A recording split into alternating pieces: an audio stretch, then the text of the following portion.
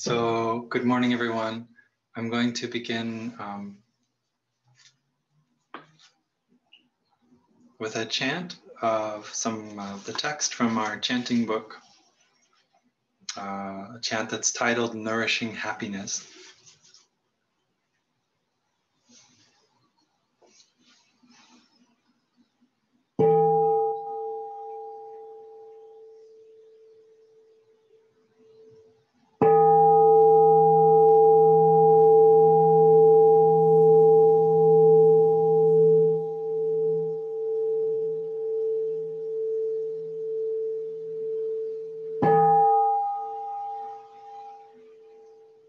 Sitting here in this moment, protected by the Sangha,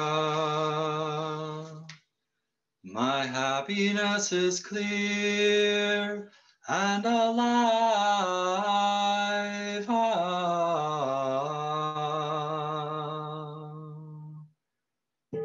What a great fortune to have been born a human, to encounter the Dharma, to be in harmony with others, and to water the mind of love in this beautiful garden of practice.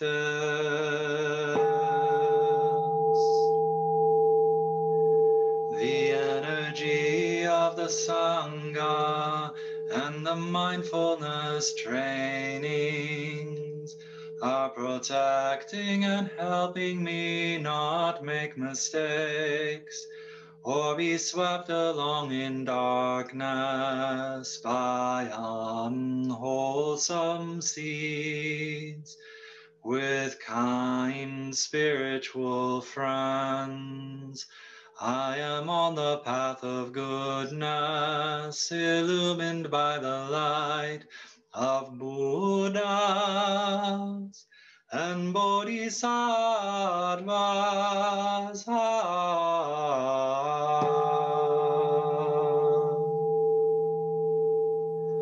Although the seeds of suffering are still in me in the form of afflictions and habit energies, mindfulness is also there, helping me to touch what is most wonderful within and around me. I can still enjoy mindfulness of the six senses. My eyes look peacefully upon the clear blue sky. My ears listen with wonder to the songs of birds. My nose smells the rich scent of sandalwood. My tongue tastes the nectar of the Dharma. My posture is upright, stable, and relaxed, and my mind is one with my body. If there were not a world-honored one, if there were not the wonderful Dharma, if there were not a harmonious Sangha, I would not be so fortunate to enjoy this Dharma happiness today.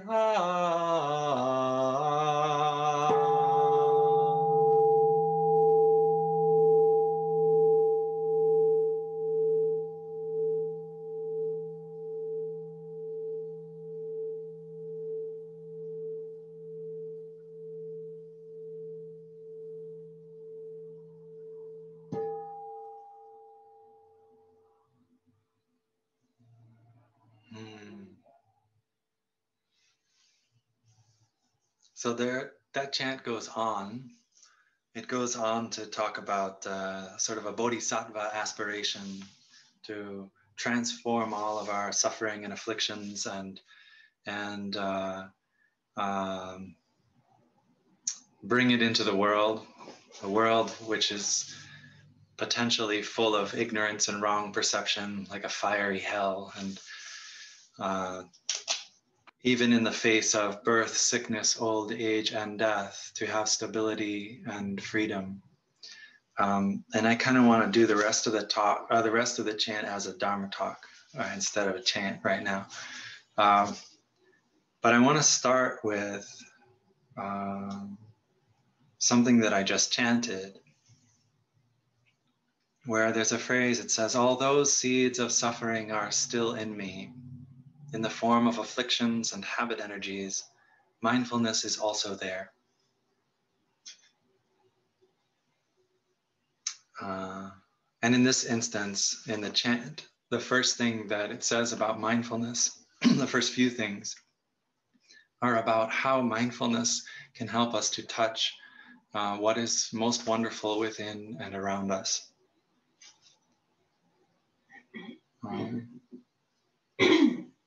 And so the reason why I want to bring our awareness to that is completely not in the notes that I wrote after this talk, is because it's so easy to slide into the deep, deep habit energy that we all have. And for many of us, because it's so deep, it's also subtle, and we don't necessarily even know that we've slipped into it, which is to focus all of our attention, focus all of our efforts on what is wrong, on what hurts, on what is challenging, on what's difficult, on what is dangerous. And the irony of this is that although that's necessary in some sense to protect us and to keep us healthy, it's also one of the most dangerous things to stay completely focused on the danger.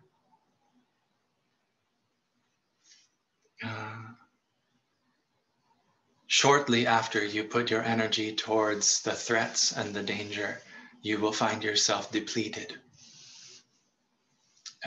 So many of us have had that experience where we are super inspired to bring all our life energy to some path of healing or reconciliation, to something beautiful and good in the world. And we embark on that. And shortly after, it's relative, right? Could be a few months for one of us. It could be 15 years for another. But after that, after a while, we find ourselves depleted because we have lost the resource of our peace and our joy. It's drained away.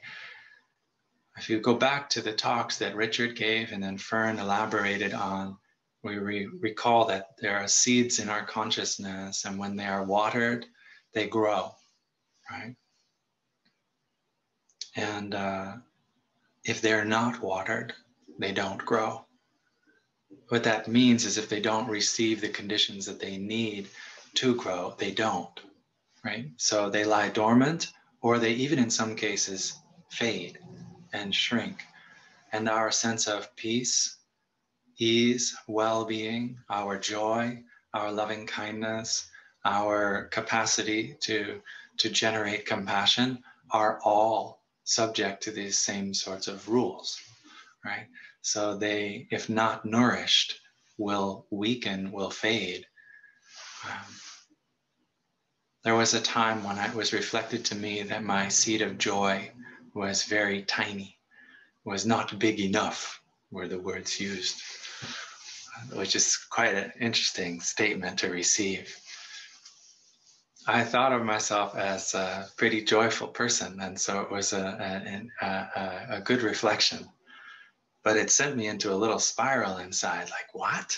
Is this right? And that evening when I went to the meditation hall to sit down, I said, I'm going to practice being joyful. And I couldn't do it. I tried to find the seed of joy in me, And it was so tiny that it seemed meaningless in that moment, right? It was very tiny. And there were a lot of reasons why it was tiny in that moment, but it became clear to me that I didn't actually know joy very well. What I knew was how to ride on the joy of others. Right? So I've been a stage performer since I was a child.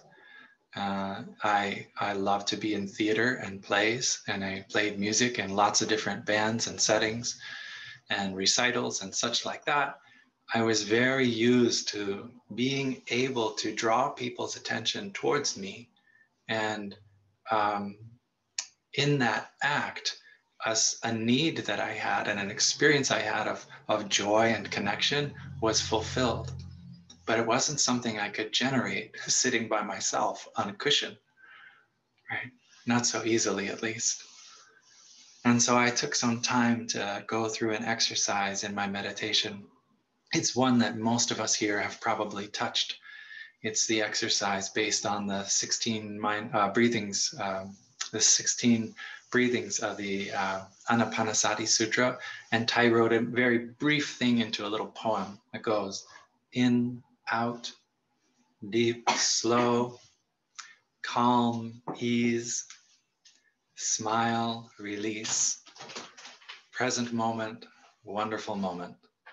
And a lot of us think of this as like, oh, very basic exercise. Everybody has to learn this, and then you'll move on to the deeper stuff. And maybe that's true. I don't want to evaluate that. But that verse is also a song we know. In, out, deep, slow, calm, ease, smile, release, present moment, wonderful moment. And after you've heard that song about 100 times, you're like, okay, right? Because it's such a basic little floppy melody, and especially if you're trained in like a more theoretical music background like I am, right? So it was something for me to go to that exercise, but I took up the seed of joy there. I said, I need to get to know myself inside. I got to know my body. And where is the joy in my body? I got to know my experiences of feeling. So I applied the song to my body, to my feelings, to my thoughts, right?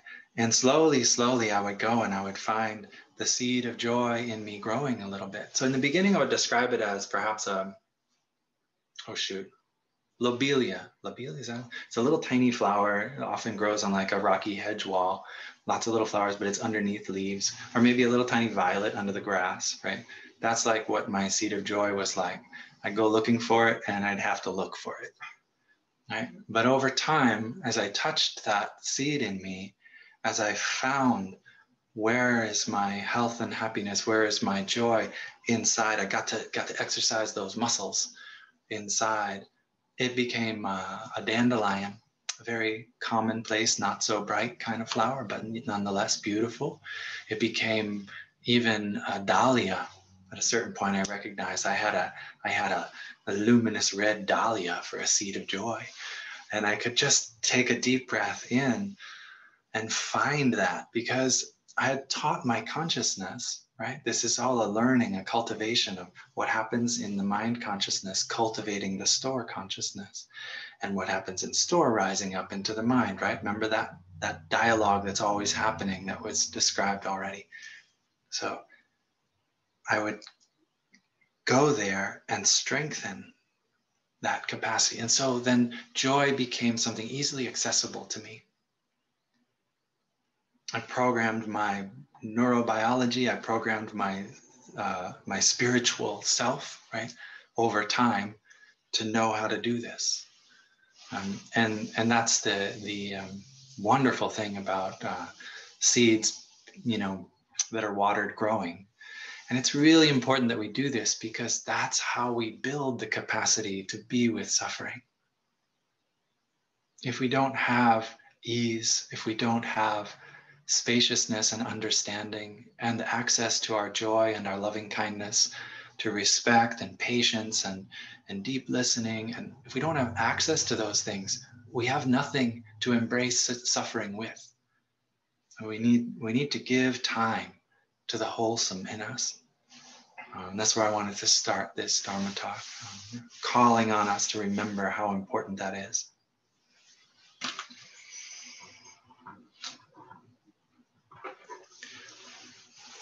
So, like my sister and brother who offered the talks in the last two talks before me, drawing circles and showing you things, I got to do a little bit too. I'm very excited. And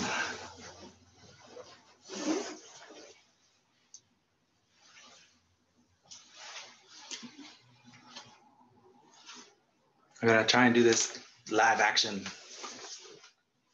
There's a circle. All right, so this is going to work, right? Okay. I will go like this, like so that it's visible too, but I got to also draw it. So.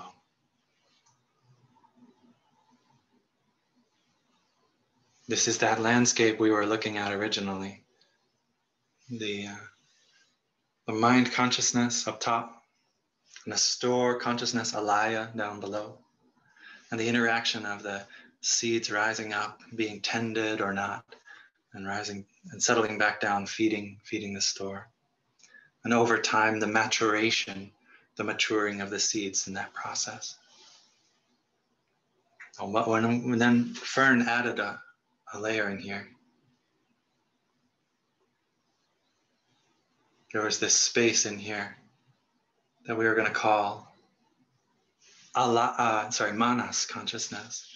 And the part of the mind, manas actually means mind. Mind that is grasping, that is holding, that's tightening its grip.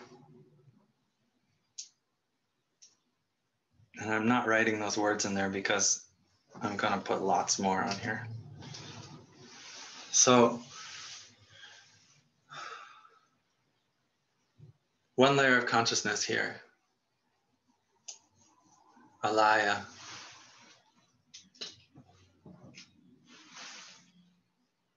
Manas in here. And the mind consciousness here. I'm going to put the mind consciousness here in the middle. Here. Because around it, I'm going to place a few more consciousnesses.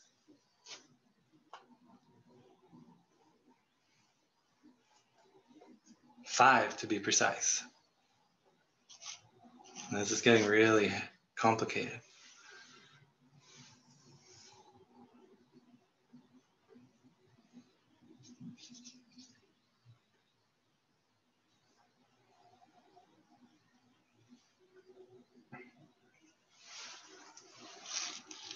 Eyes, ears, nose, tongue, body, right? The consciousness of seeing, of hearing, of smelling, of tasting, of touching. These are the portals to the world that we have, these gateways to the world that we have. Our eyes, if they're in good condition, they open, right? So the organ of our eye is open, and the lights, the colors, the forms of the world around us are out there, right? But an image of that prints on our eye, and the consciousness of seeing can happen, right? So when our eyes are in good enough condition and open, we can see. We see something in the world. When the ears are operating well and there are vibrations and sounds around us or even within our body, the ear picks up that. An impression of that is made, right, on our ear, and we are conscious of hearing, and so on with the nose, smelling, the tongue tasting, and the body feeling, sensing, all that it does inside the body and on the edges of the body and a little bit around the body too. We can feel with our feeling senses.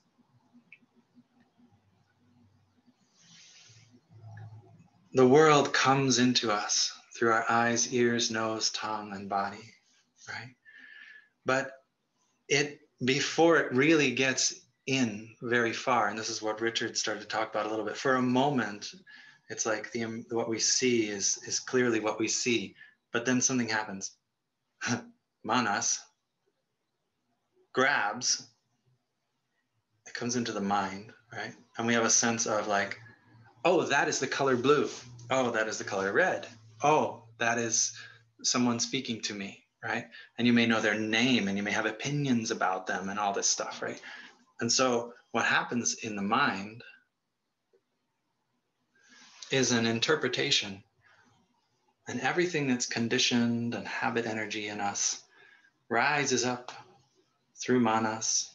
This is me, me, me, me, me. This is my opinion. This is what I like. This is what I don't like. It all rises up to affect our perception of the world around us. Yeah. So we already learned about this a little bit. I'm just going another step.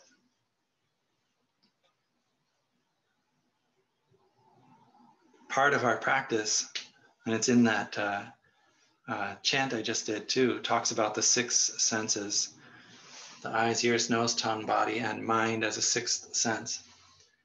Part of our practice is to take care of those portals, those doorways to the world. And so Thai talks about it, Thai Thich Nhat Hanh talks about it as putting a sentinel of mindfulness. A sentinel of mindfulness at your eyes, consciousness, at the doorway of your eyes, so that you can be aware of what's coming in and perhaps what's going out through your eyes. Yeah. Put a sentinel at your ears so you can know what's coming in and what's going out. And so on with the nose, tongue, and body. These portals are food for our mind and food for our mind and food for alaya consciousness. And so we put a sentinel there to be aware. And over time, we get to see, when I look at these kinds of images, it waters seeds of joy in me. When I look at these kinds of images, those other ones, it waters suffering in me. Over time, you learn how to care for yourself by putting a sentinel of mindfulness at each of the sense doors: eyes, ears, nose, tongue, and body.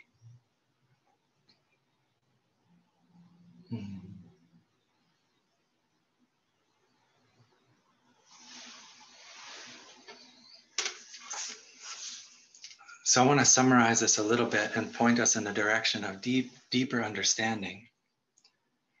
So as the world comes in through eyes and ears, wow, this is really interesting to do in reverse. As it comes in through eyes and ears and nose and tongue and body, it's coming into the mind. We interpret it, we evaluate it, we judge it, we might carefully hold and embrace it with mindfulness, right? All that activity happens here. And that energy goes down into store and feeds the seeds, cultivates them here. And as they settle back down, they are now transformed for the future. So when I first was, a seed of anger was touched in me and shot up into my mind consciousness, but I cared for it very beautifully, spaciously, and maybe did a 4 chairs exercise with it like you did last night, right? Something like that. The energy of the practice then connects with the seed of anger. And so when it settles back down again, it has been transformed a little. And the next time it will come up, it comes up with the print of our previous practice on it. See, that's maturation. That's transformation. Transformation of consciousness at the base. It's a beautiful, beautiful process. And that's what our practice is all about. So the present moment in the world is pressing in here. And our habit energies and our conditioning are pressing up from below. It's the 2 main gestures of these consciousnesses. And it all meets through the grasping energy in the mind.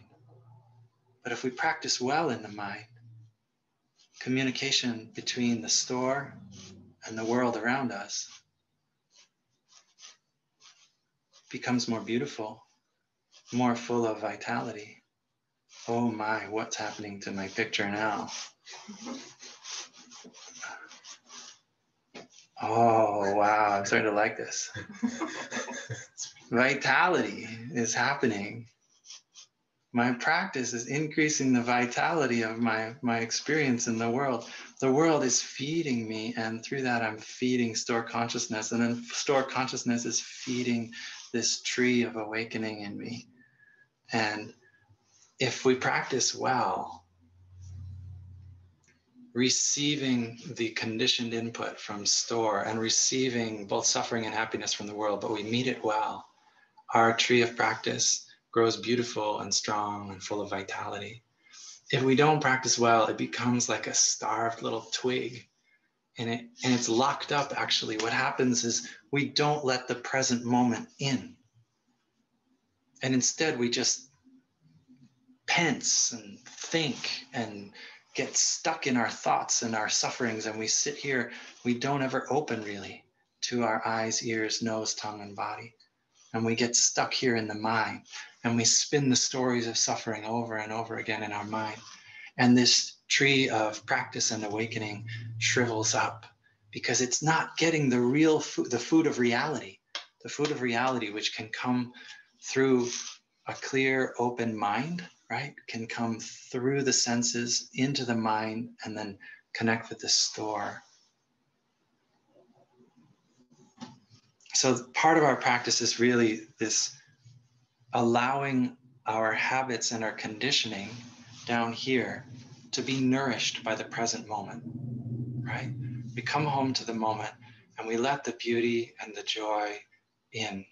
That means we have to calm down the grasping, busy energy, agitation of the mind to let it come in. And then it slowly over time feeds the seeds and store the beautiful reality of life.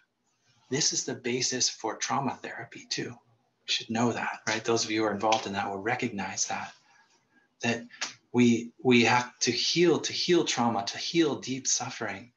We need to be able to realign alaya consciousness, because alaya consciousness through a deep suffering is, it's like you get triggered, right? The word trigger means that deep trauma suffering flies up into the mind. But it might not be real in that moment of your life. It's a print, a memory of the past, right? That's the trauma. But it confuses how you interact with your daily life because it's come up in your mind and taken over. So being able to calm the mind, open the mind, clarify the senses, and begin to let in the beautiful, nourishing food of the present moment prints something new on the trauma, right? And slowly over time, we realign the old suffering, we realign it to the actuality of the present moment. This is the basis of transformation of deep, deep things. When it gets fully cleared out, there's an expression in Buddhism. It's really quite cool. It's called the Great Mirror Wisdom. So when manas consciousness becomes really clear and really free, and it's not grasping onto identities of me, mine, myself anymore. It's not stuck in the suffering, but it's fluid and open, and the tree of awakening is healthy. The world around us and alaya consciousness are like a mirror for each other, mirroring something beautiful, awake, and true. Yeah.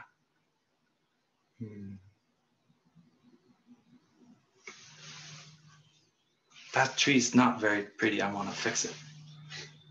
But I'm going to do that later, so as I don't take this time of the talk up. Got to add some more colors in to make it more beautiful.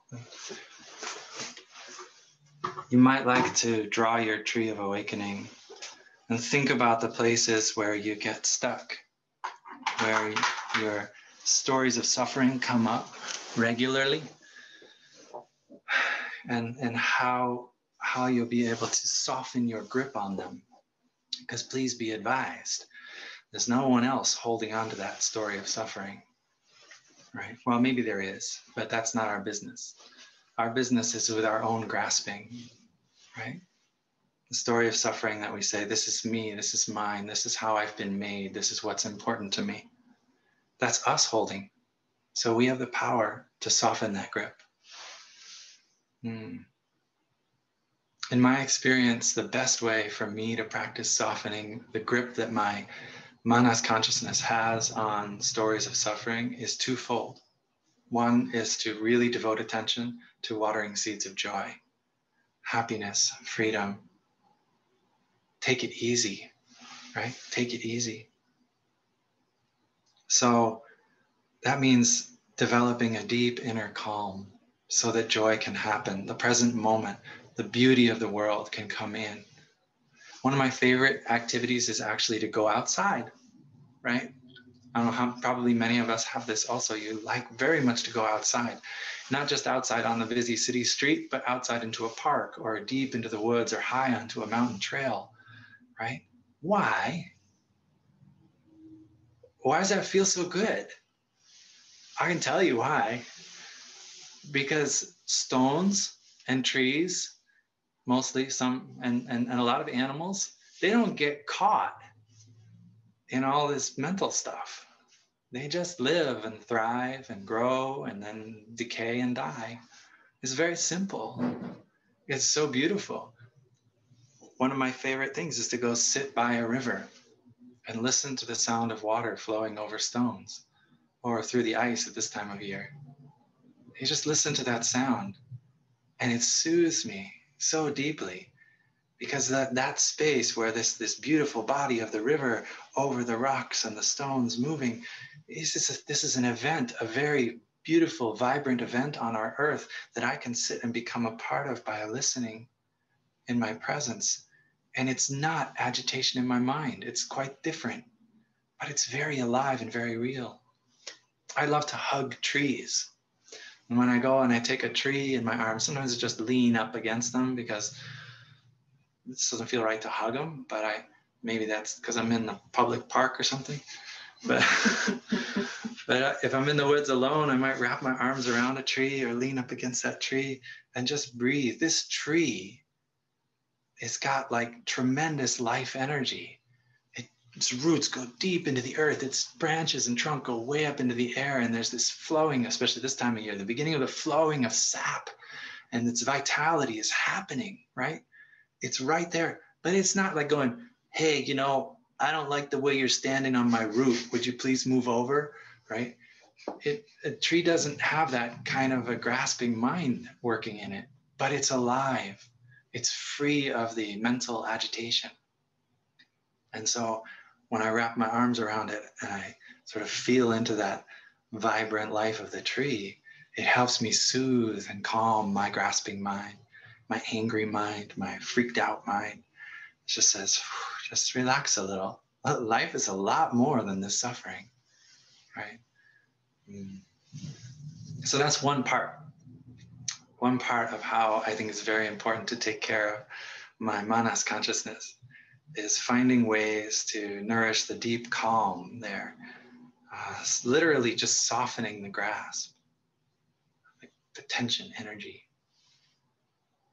When that happens, I begin to see more clearly. And sometimes without any effort at all, my heart like starts cracking open to a deeper reality and a deeper truth of my interconnection, my interbeing with the trees initially, but also with perhaps the people I'm angry at or have a problem with, right? Immediately that spaciousness starts to reveal the deeper layers of truth, which is our interbeing nature. Calm and peacefulness can do that. That's why in Zen practice, sometimes they say, just breathing can be enough, right? Go all the way.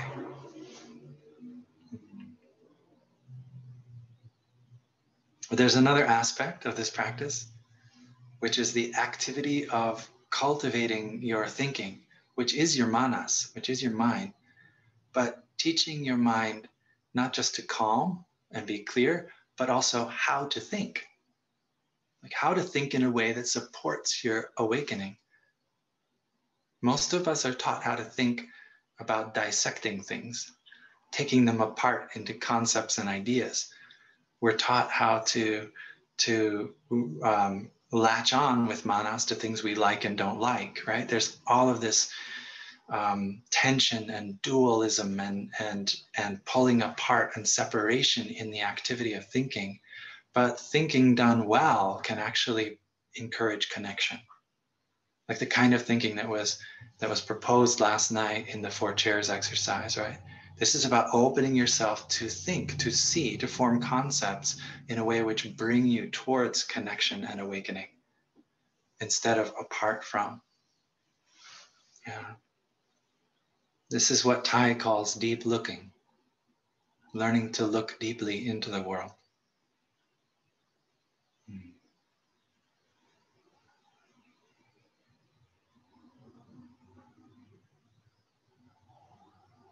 I think that this first aspect of bringing an inner calm into our mind is an important ingredient for deep looking. Otherwise, we will tend to get caught in the ideas and not allow those ideas to open our hearts. Instead, we'll try to figure out the problem. Mm-hmm. Looking deeply is not about problem solving. Oh boy.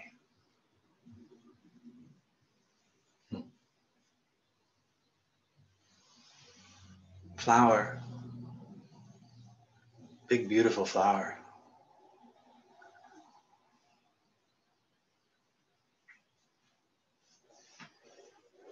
So if I want to understand the deep nature of this flower, I'm going to take it as an object of my meditation. If I want to connect with the interbeing nature of this flower, I take it as an object of my meditation, and I need to look into it.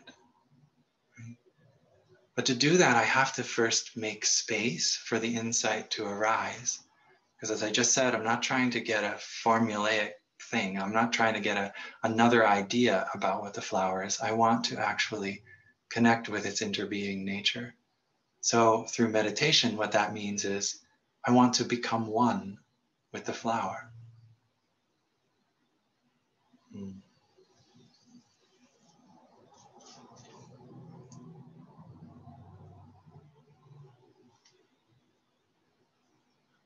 So like when you want to plant a seed in the soil and see it grow, first you have to take care of that seed, treat it kindly, gently. You might have to freeze it over the winter. Some seeds need that kind of condition.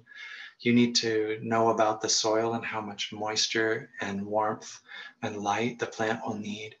These are all preconditions for being able to grow that plant. And you press that little finger into the soil and you make that little hole and you put the seed in and you gently cover the seed with soil and you give it some water and warmth and light, right? And then what happens? The seed swells with vitality and it bursts open its little shoot and root and grows down into the soil and grows up into the air. And you haven't done that. The seed did that by itself. But what you did was provide the conditions, the knowledge, the soil, the exposure to warmth and light, right? That's what we're doing when we wake up real insight, real understanding. We're providing the conditions for that understanding to reveal itself. The flower already has an interbeing nature with the cosmos. We're not going to discover that. We're not going to make that happen. It's already there. But we're going to create the conditions where we can experience that interbeing nature with the flower.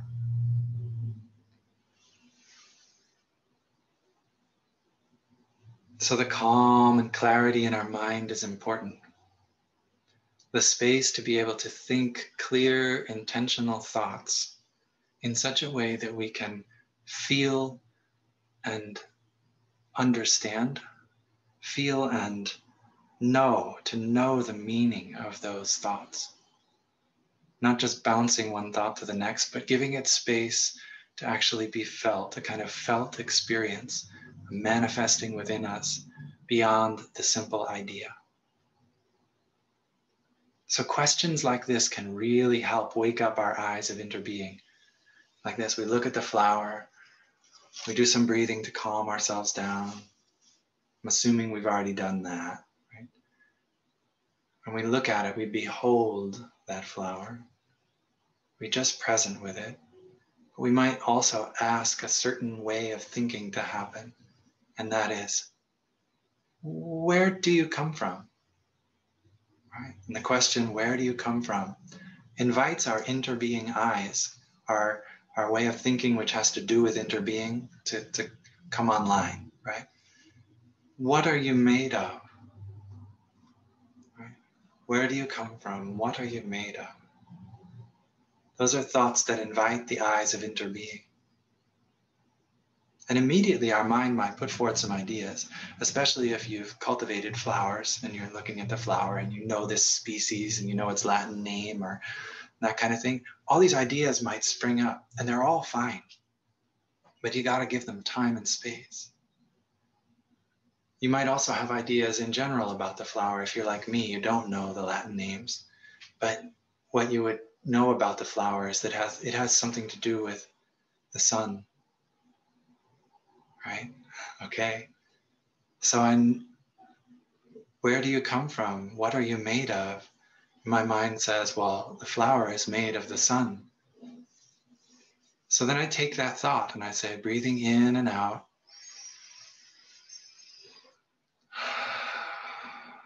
Flower and sun are together.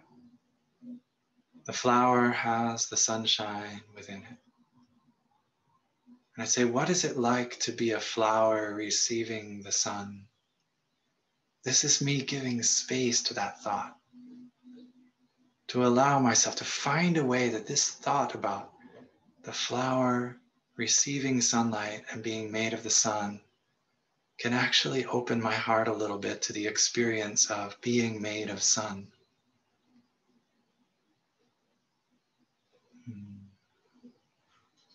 And as I do that, and my heart opens a little bit, something wonderful happens, which is that I realize also that I'm made of sun too.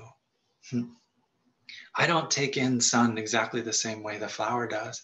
I don't transform the sun's energy into my body the same way that the flower does. But nonetheless, I am also made of sunshine. And it's the same sun that connects us.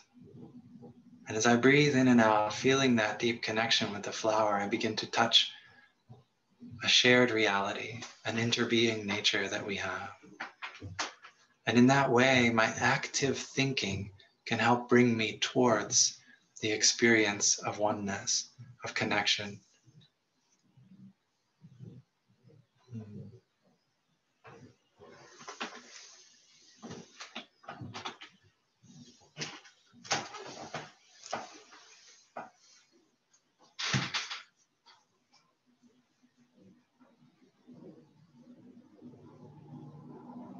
I'm going to give the Buddha statue back its flower.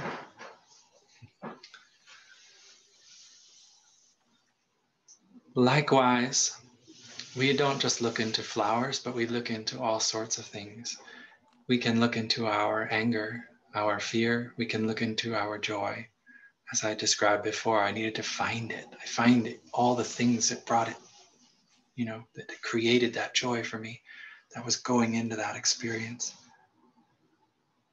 We can look at ourselves as a person, the way we did in the meditation this morning, where we see that myself as a person, I'm actually the continuation and the transformation of my ancestors. This is answering the question, where do you come from? What are you made of? And if I sit and I breathe with that sense that all of my ancestors, whose lives are turning and transmitting and inheriting across time and space, are coming together to shape the life that I experience right now. I'm connecting with, if I allow that to take shape in me as an experience, I'm connecting with my interbeing nature. And slowly, slowly, my mind gets attuned in its thinking to the deeper reality of what I am, who I am.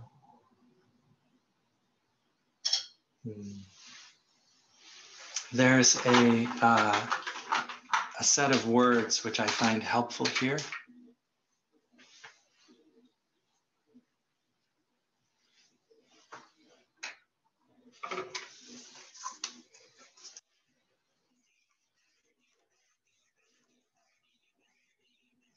I'm going to take out the bottom part of Alaya consciousness for this one.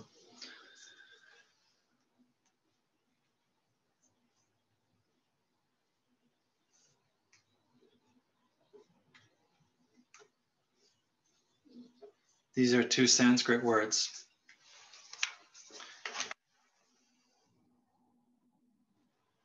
The first one is laksana, Laksana. The second one is svabhava, Svabhava. Well, if you were to do it properly, you'd have a couple of accents on there, but I'm not concerned with that today. Laksana means the sign, the mark, the appearance. So when I first look at myself, I see that my body is there. I'm like looking at my image on the screen right now. That's a sign, a mark of something else, right? You're looking at your screen and you're seeing me and you're seeing the faces of sisters and brothers in the practice, right? But that's not really who they are. That's just an appearance of them, a sign, a mark. I'm looking past my screen right now at one of my Sangha sisters who's in the room with me. And it might be a little bit closer to reality, but I'm still seeing my idea of her, which is the sign, the mark, the appearance of who she is. What she truly is something different, right? And that's svabhava, that second word. That's what's meant by that word.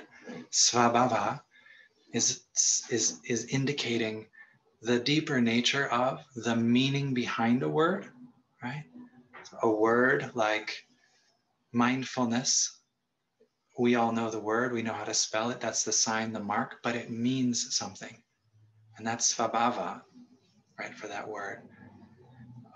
There is a suchness or a deeper truth to my Sangha sister, which is not confined to my perception of her, right? When I look at the screen, it's like that. Your truths, your reality, seated in different places around the world right now, right, is not something visible to me on the screen. But I can look in such a way that I can sort of go through and past the screen to open my heart to the awareness that you are actually really there with me on this planet in this moment, right? I move through the signs and appearances, through the concepts and all that, towards the deeper meaning underneath. And that's the purpose of our meditation of looking deeply. To use laksana, signs and marks, skillfully so that we can grow closer to svabhava, the true nature of the meaning, the suchness underneath.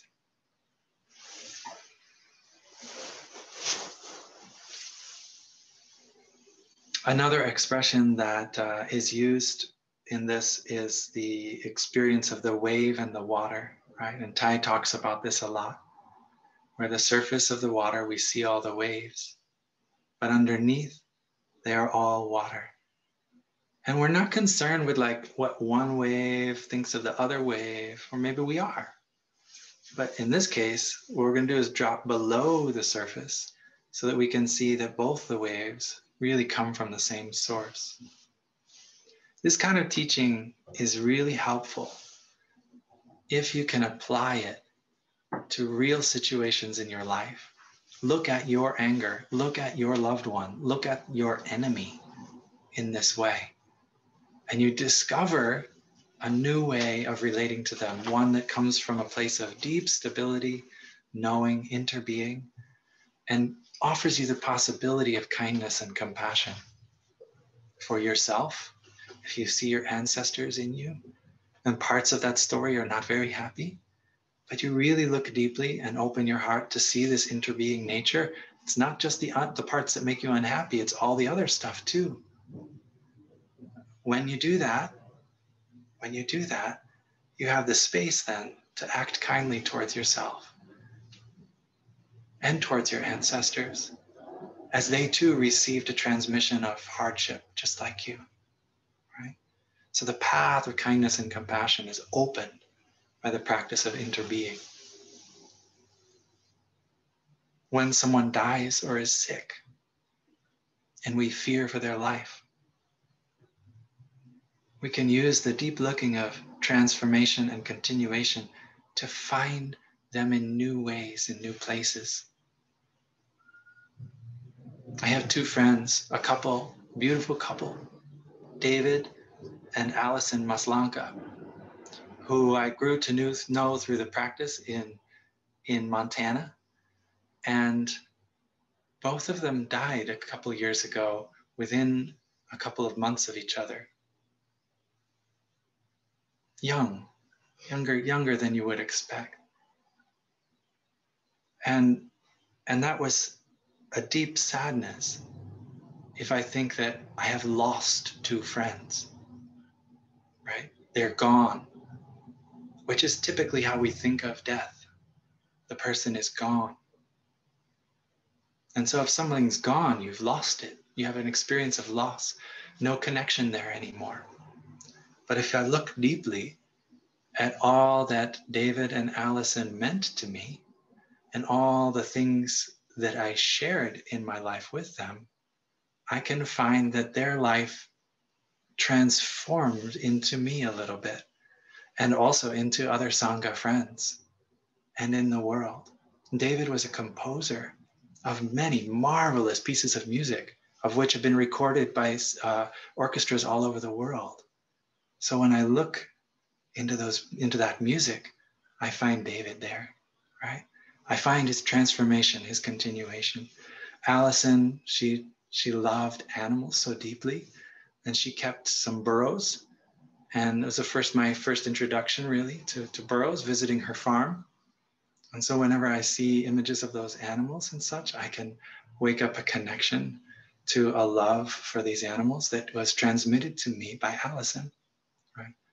This is an example of how we move towards a beautiful path from one which is typically thought of as suffering and loss, right? Make use of these teachings, dear friends. Interbeing offers us an opening to so many wonders, both for the seeds of joy in us, but also the healing of our suffering. Thank you. I just invite the bell one time.